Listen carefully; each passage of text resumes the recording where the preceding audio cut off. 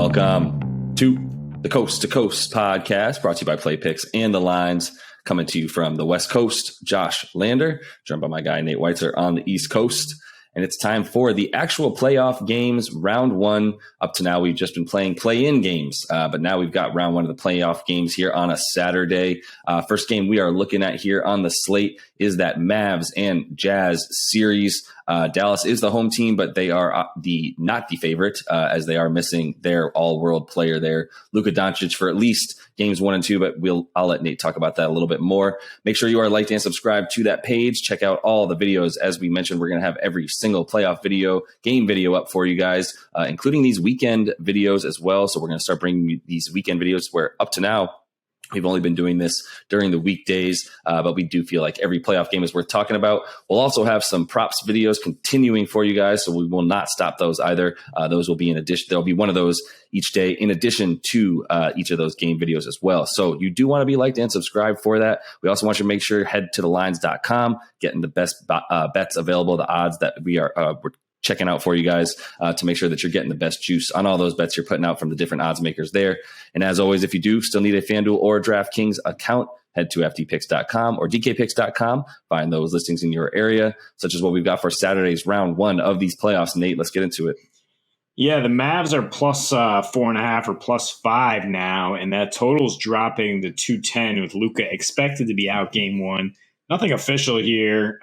People, just forecasting that they think he might miss the first 2, maybe 3 games of the series with a pretty bad calf strain. Jason Kidd says he's optimistic.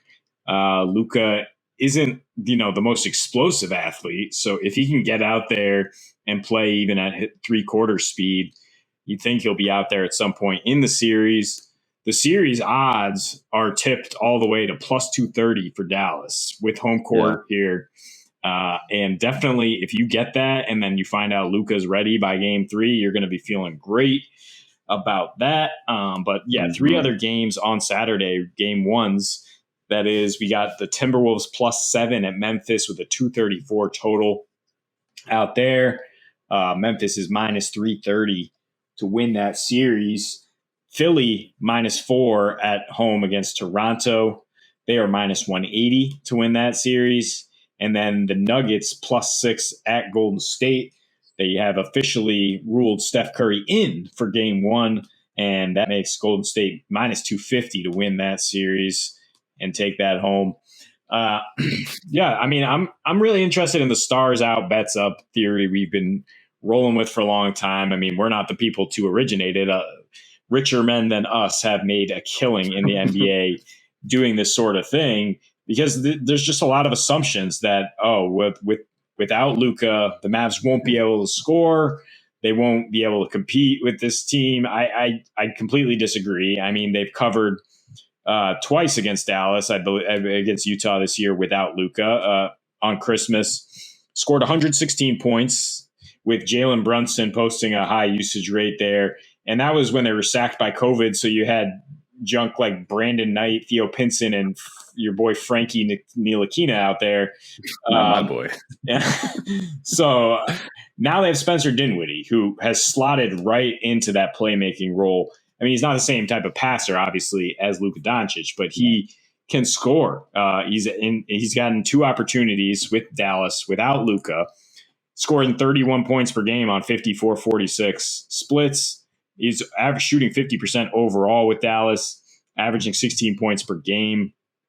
And Dallas in their last 4 without Luka, 119 offensive rating.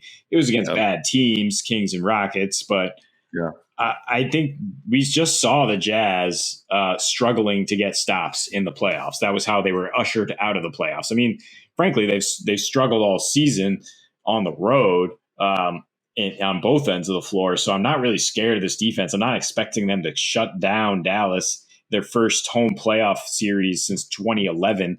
Place is going to be rocking.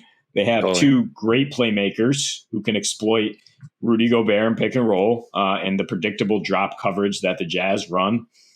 Chris Paul has made, a living off of this. All they have to do is study the film and basically do the same thing to get whatever shot they want every time down the floor. And Dallas lights out from 3, still has Bullock and Dorian Finney-Smith Great 3-and-D guys. Still have Dwight Powell to deal with Rudy. And they've gone over in 6 of their last 7 here down the stretch, scoring 122.5, hitting 17 threes at a 42.5% clip. The pace is up even a little bit for them to close to 96 possessions.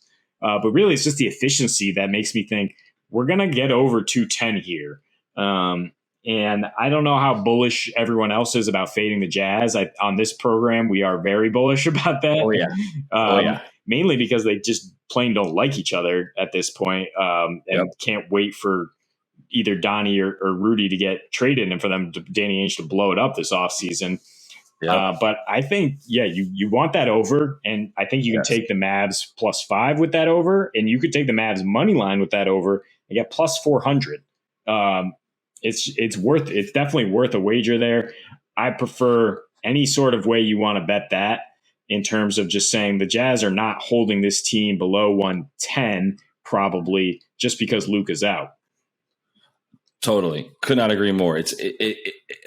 God, I have so much for this. I could not wait to jump in. You started saying fade the Jazz, and I couldn't just help but let out an exclamatory shriek of joy. But first of all, yes, you always fade the Jazz when it comes to crunch time. You do not fade the Jazz during the regular season to even cover 12-point spreads against baloney teams like the Thunder when they're already tanking before the All-Star break. You take them. They win those games. They blow them out. Donnie Mitchell gets 37. Everyone's happy. Rudy gets his 17th screen assist, and everyone goes crazy in Utah, and it's great. Not when it comes to the playoffs. Not when it comes to almost losing the division despite being up 6 games with 24 left to play on the Nuggets. They still really needed the Nuggets to blow it against the Timberwolves at the very end of the season to make sure they secured the division. Otherwise, they would not have. You fade the Jazz in the playoffs.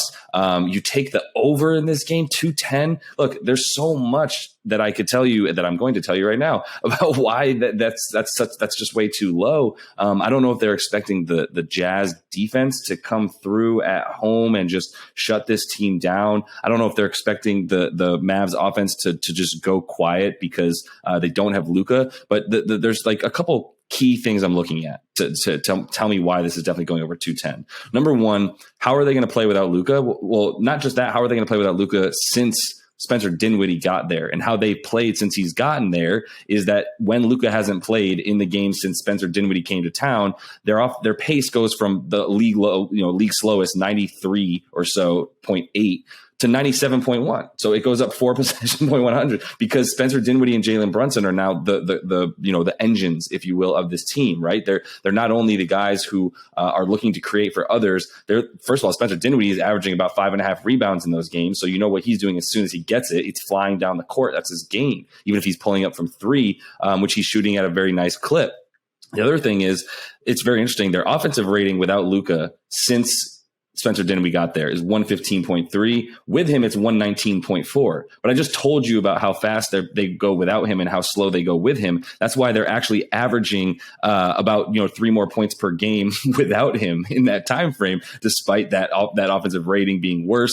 It's because that pace is so much faster. That's all it means, right? It's just that's why we started tracking this stuff a few years ago, is because we wanted to realize that how efficient you were was also, it wasn't necessarily how many points you scored, but when you play that fast, you're going to score more points. You're going to get more possessions. So that's what I love there. The other thing I really love about this game going over 210 is both of these teams. Utah does have a decent 3-point defense. Obviously, that's their calling card, is they are able to sort of pick and choose their moments where they pick and choose the right people rather to sort of lock up on defense. We talk about that as well. It's nicely done by Snyder, their head coach.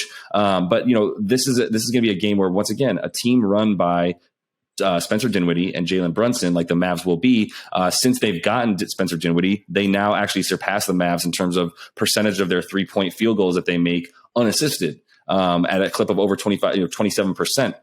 That's the Jazz are third right behind them at 26%, because you got a Donnie Mitchell led offense who will look off Rudy Gobert before even passing it to him and pull up for 3. As we know, he doesn't even pass to him as many times as he does get assists or whatever. The turn it over, turnovers, right? So he's looking him off, and at this point, the way that his supporting cast has been helping him out, that's Donnie Mitchell. I think he's going to continue to push it, and to be honest with you, I'm fine with that, and because I also love his hitting Donnie Mitchell stats and props in the playoffs, mostly just because I know he's going to be getting a ridiculous volume and that he's going to be shooting at a ridiculous clip. So 26.5 points for him in a game that I do feel super comfortable is going to go over 210. I'm feeling pretty good about that. And the very last thing I would say for now is, honestly, for me, rather than tease this game or parlay it to because I feel so good about the over, and we do like the Mavs more so than the Jazz in this one. I actually feel good about an alternate total, getting it all the way up to like 214 and getting that at about plus 200 on your money, double your money if this game goes over plus 214 right now on DraftKings. Yeah. So, look, you go to 216. Yeah. Right. So you got to feel really good about that. I know I'm just looking for every which way to bet this over. Yeah, I agree Donnie Mitchell is going to have high volume, but if I'm the Jazz, I'd be concerned about his efficiency in this matchup. In his career against the Mavs, 14 games, 21 points per game, 43% from the field, minus 23 cumulative rating. And then in the last two here, where Dorian Finney-Smith has been on him, 14.5 points per game, 28% from the field. And I already foresee DFS getting snubbed off the first, maybe even the second team all defense. He is a fantastic defender of guards. He can really guard 1 through 4, but he is one of the toughest guys for Steph Curry to deal with, for a guy like Donovan Mitchell to deal with. I'm not surprised that he's done a good job just staying in front of Donnie Mitchell. And as we talk about over and over, the Jazz have no offense other than Mitchell right now. If you stay attached to Bogdanovich, Conley is in the twilight of his career at this point.